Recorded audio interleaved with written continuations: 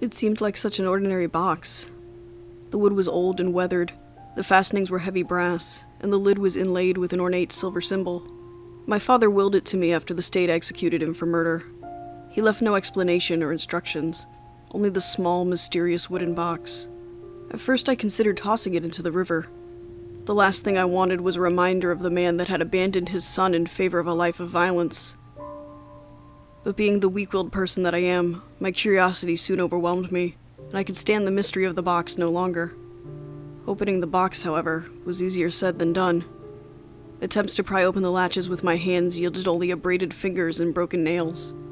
Screwdrivers were snapped, hammers were shattered, and drill motors were burnt out. Yet the contents of the box remained out of reach, encased in a wooden tomb determined not to yield its secrets. Eventually I gave up, doing what I've always done when I can't get what I want.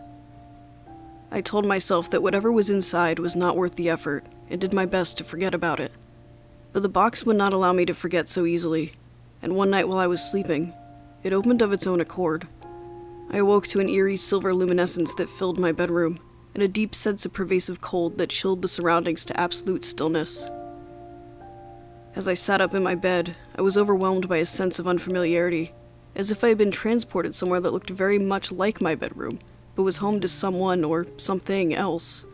The silver light was emanating from beneath my closet door, lending a sense of unreality to everything that bathed in its pallid sheen, casting odd shadows that seemed to creep and move in the corner of my eye.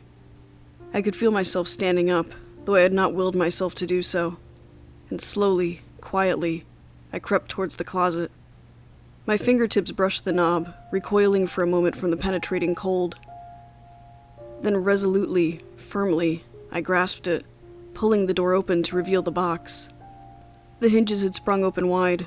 The light spilling forth was piercing and intense. My eyes filled up with the light and felt as if they would soon burst, yet I could not tear them away. I could feel myself falling, slowly forward into an abyss of silver light that enveloped my horizon and became my entire being. Just before it swallowed me, the box snapped shut, and I found myself on the floor, my sweat-drenched cheek pressed tight against the cold, rough wood of the box. I pushed myself back to my feet.